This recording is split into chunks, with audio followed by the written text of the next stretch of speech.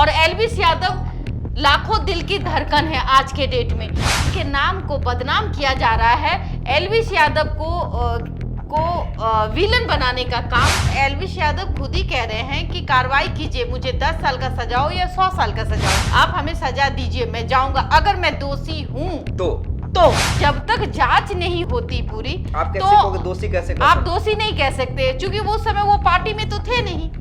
Party में जो चार लोग थे वो अरेस्ट हो गए।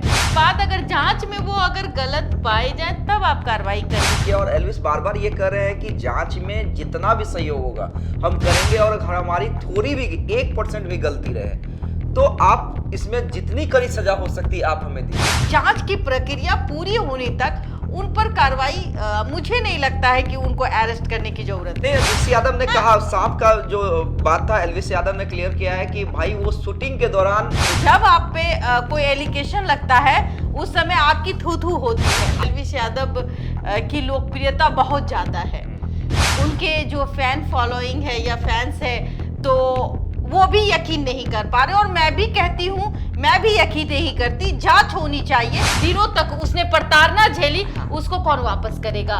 उसके मान सम्मान के साथ खिलवाड़ हुआ, उसको कौन वापस करेगा? तो अब जो है कि उनको तो उनके फादर को खुद ही पता नहीं होगा कि मेरे बच्चे के साथ हो क्या रहा है, उनकी माता को खुद पता नहीं होगा कि मेरे बच्चे के साथ क्या हो रहा है। वो तो रो रही होंगी कि मेरे बच्चे का नाम अभी हाल में खट्टर सरकार ने उनको सम्मानित किया था। तो कोई भी शख्स नहीं चाहता कि उनकी बदनामी हो।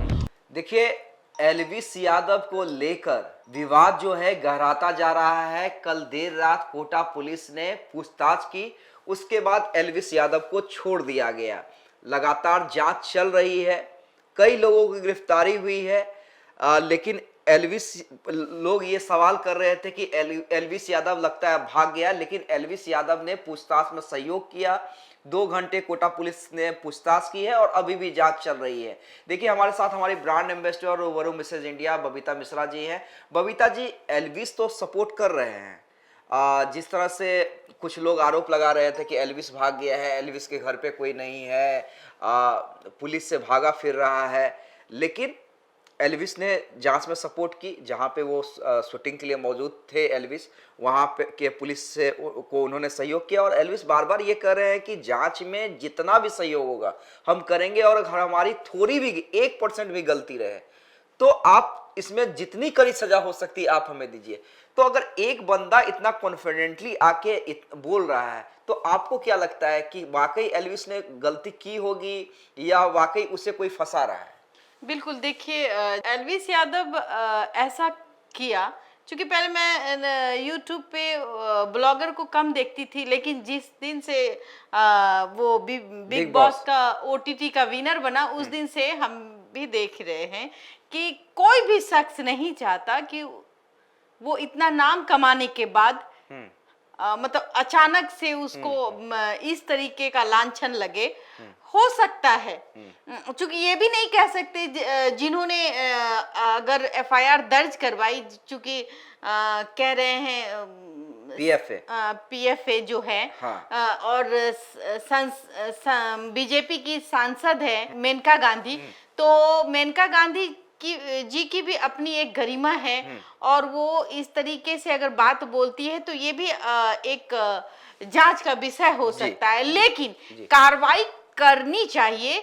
अगर कार्रवाई में, जैसे कि एल्विस यादव खुद ही कह रहे हैं कि कार्रवाई कीजिए, मुझे 10 साल का सजा हो या 100 साल का सजा हो, आप हमें सजा दीजिए, मैं जाऊंगा। अगर मैं दोषी हूं तो अगर मैं दोषी नहीं हूं तो आप मेरे बारे में मतलब आप छानबीन कीजिए, हम मेरे साथ देंगे। हाँ, मेरे कैरेक्टर, क्योंकि कुछ मीडिया जो है ना, कुछ जो बड़े बड़े चैनल्स है, तो इस तरीके से उनको जिस तरीके से उन्होंने भावुक होकर के, आहत होकर के एक वीडियो बनाई थी, तो मुझे भी लगा कि जब तक जांच नहीं होती पूरी, आप कैसे दोषी कैसे कर आप दोषी नहीं कह सकते, क्योंकि वो समय वो पार्टी में तो थे नहीं।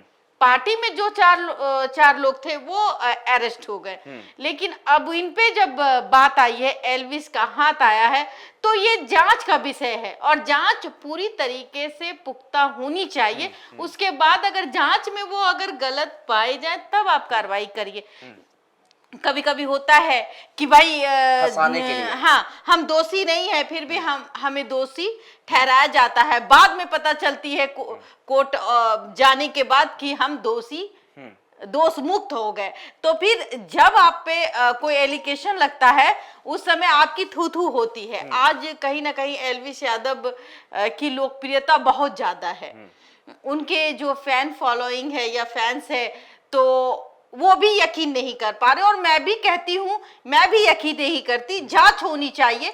जब लालू प्रसाद यादव पर जांच चली, वो मुख्यमंत्री हुआ करते थे, मतलब बिहार के मुख्यमंत्री, और जब वो जेल जा सकते हैं, तो फिर ये तो एल्विश यादव जी है। जो भी गलत करेगा तो वो जेल जाएगा, अगर गलत नहीं करेगा तो वो कम से कम जांच की प्रक्रिया पूरी होने तक उन पर कार्रवाई, मुझे नहीं लगता है कि उनको अरेस्ट करने की जरूरत है। नहीं, दूसरी बात है कि देखिए, अगर आप मीडिया हैं तो आपको कोई अधिकार नहीं है कि आप किसी का कैरेक्टर जो है वो तुरंत आप मतलब अभी एक बात नहीं आई, हाँ, तो अभी आप सीमा हैदर छोड़ दिए, हाँ, आप आगे अभी एल्विश यादव पे, आप खबर को एल्विश यादव को खबर चाहिए। की तरह नहीं दिखला रहे। एल्विश यादव सांप लेके घूम रहे हैं, एल्विश यादव फल्ला कर रहे हैं। एल्विश यादव ने कहा, सांप का जो बात था एल्विश यादव ने क्लियर किया है कि भाई वो शूटिंग के दौरान मुझे डायरेक्टर के पास मैं शूटिंग के लिए गया था, तो मैंने सोचा कि वो सांप लेके एक ब्लॉग बना लूं, और मेरे साथ कई और भी डायरेक्टर थे, एक्टर्स मौजूद थे, और वो वीडियो कई साल पुराना है, मैंने डिलीट नहीं किया अब तक वीडियो। बिल्कुल। तो, देखिए, अगर आप में छल कपट होता, मान लेते हैं एल्विश में अगर इतनी सी भी चोरी करने की ये होती, तो वो पहले से रास्ता जो है ना वो क्लियर करते चले जाता। अगर ये वीडियो अगर आई है, तो ये वीडियो अगर उनके मन में ये छल कपट होता, तो ये वीडियो वो डिलीट कर दिए होते, ये वीडियो आपको दिखती नहीं। तो जाहिर सी बात है कि कहीं ना कहीं उनके नाम को बदनाम किया जा रहा है। एल्विश यादव को विलन बनाने का काम भी जो बड़े चैनल के है, मैं नहीं कहूंगी, लेकिन हो सकता है कि क्योंकि बड़े चैनल बहुत जल्दी ब्रेकिंग न्यूज दिखा देते हैं। और फिर क्या हुआ शाहरुख खान के मामले में, आप देख लीजिए, शाहरुख खान का बेटा बिल्कुल क्लीन चिट मिला। तो कहीं ना कहीं वो जो कुछ दिनों तक उसने प्रताड़ना झेली, उसको कौन वापस करेगा?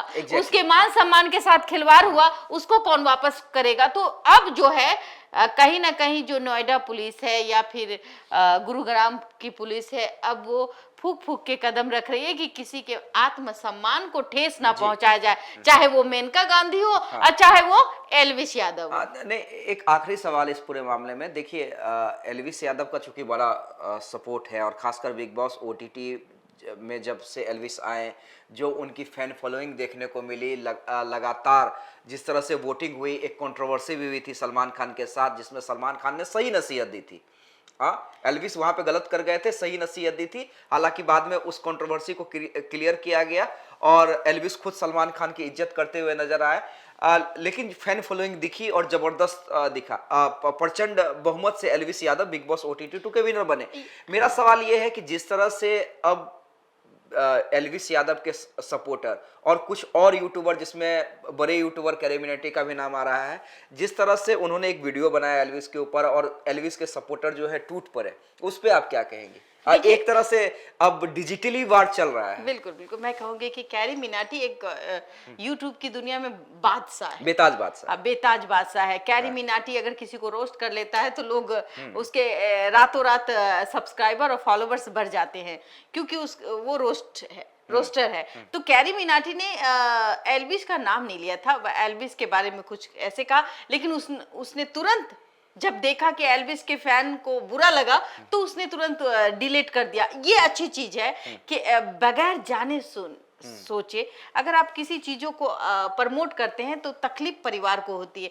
आज एल्विश के परिवार में वो तकलीफ होगी। उसके माता पिता ने कभी ये सपने में भी नहीं सोचा होगा कि हमारे बच्चे इस रास्ते में चले जाएंगे या इस रास्ते में नहीं है, और उसको बदनाम कर दिया जा रहा। आप समझिए इस बात को कि जब बच्चा नाम कमाता है, और एल्विश यादव वो जमीन से उठ के आज अपने मुकाम को हासिल करके बैठे हैं, और लोकप्रियता है, और हिंदुत्व को लेकर बहुत आगे बढ़ते हैं, ये बड़ी बात है। और इसके अलावा उनकी जो फैमिली है, उनकी माँ है, बहन होगी या उनके घर में जो अपने सगे होंगे, आज वो उन लोगों के घर में निवाला सही से नहीं घुसता होगा, उसके फादर भी टेंशन में होते होंगे कि ना जाने क्या होगा। तो ये जाहिर सी बात है, जांच पे जब आपके बच्चे पर एफआईआर दर्ज हो जाएगी तो कहीं ना कहीं फैमिली जो होता है, कितना भी स्ट्रांग हो, वो टेंशन में होता है। तो आज एल्विश यादव के का परिवार अगर टेंशन में है और सारी की सारी मीडिया, जबकि कुछ चीजों को, कुछ मामलों को आप जब तक तहकीकात ना हो पुलिस के माध्यम से, उसको नहीं उठाना चाहिए। और कहीं ना कहीं फैमिली को सामने ला करके कैसा लगता है, आपका बेटे का नाम आ गया, कैसा महसूस हो रहा है, बताइए आपका बेटा क्या कर रहा था। तो बेचारा आप बताइए कि उनको तो उनके फादर को खुद ही पता नहीं होगा कि मेरे बच्चे के साथ हो क्या रहा है। हाँ, उनकी माता को खुद पता नहीं होगा कि मेरे बच्चे के साथ क्या हो रहा है। वो तो रो रही होंगी कि मेरे बच्चे का नाम, अभी हाल में खट्टर सरकार ने उनको सम्मानित किया था। तो कोई भी शख्स नहीं चाहता कि उनको उनकी बदनामी हो। और एल्विश यादव लाखों दिल की धड़कन है आज के डेट में। मतलब कहते हैं ना, सिस्टम हैंग कर देंगे। तो कहीं ना कहीं जो युवा वर्ग है उनके दिल का वो बादशाह बना हुआ है। तो हमें लगता है कि वो भी नहीं चाहेंगे कि हम ऐसा कोई काम करें, वेपन का काम करें, सांप सपोरा का काम करें, जो हमारी लोकप्रियता कम हो जाए, या ड्रग्स की। हाँ, कहीं ना कहीं ये जांच का विषय है। हो सकता है कि उनको फंसाया जा रहा है, या हो सकता है इसमें सच्चाई भी हो सकती है। लेकिन ये जब तक जांच नहीं हो तब तक उनको अरेस्ट करने के लिए आप दोषी नहीं कहिए ना। आप दोषी नहीं कह सकते, आप एक आरोपी कह सकते हैं बस। हाँ, चलिए बहुत। और मैं कह दूं, एक माँ बाप के लिए उसके बच्चे से बढ़कर कोई नहीं होता। और कहीं ना कहीं जो मीडिया है, जो पूरे माइक लेके चली जाती है, आप अपने चैनल के माध्यम से भी बोल सकते हैं। जैसे आज हम दर्शकों को समझाने की कोशिश कर रहे हैं, तो बहुत सारे पत्रकार उनके घर के दरवाजे पे खड़े रहते हैं। ये सोचिए कि जब आपके घर में ये घटना घटेगी, आपके बेटे फंसेंगे, तो आपको कैसा लगेगा। तो जाहिर सी बात है कि अगर किसी का नाम आ जाता है तो इसका मतलब ये नहीं है कि वो दोषी ही है। जब तक दोष पूर्ण ना हो, जब तक जांच कंप्लीट ना हो, हम किसी को दोषी नहीं कह सकते। और रही बात एल्विश यादव की, तो कहीं ना कहीं एल्विश यादव ने भी यही बात कही कि जांच में मैं सहयोग करूंगा। तो मैं बस इतना ही चाहती हूं कि जो भी मीडिया जा रहे हैं तो कम से कम उनके फादर को, उनके मदर को परेशान ना करें। जी, निश्चित रूप से देखिए, अभी एल्विश का करियर स्टार्ट हुआ है और वो बंदा खुद आकर गंभीरता के साथ ये कह रहा है कि मैं जांच में सहयोग करने को तैयार हूं। अगर थोड़ी सी भी सच्चाई होगी तो जो भी कठोरतम सजा होगी मैं पाने के लिए तैयार हूं। तो उस बंदे के इस कॉन्फिडेंस की कदर करनी चाहिए। खुदा ना खास्ता अगर वो वाकई निर्दोष है तो सोचिए कि जो उसके मानसिक स्थिति अभी होगी एल्विश की या उनके परिवार वालों की, तो क्या आप उससे एक्सेप्ट कीजिएगा, उस गुनाह को अपने ऊपर लीजिएगा? नहीं लीजिएगा।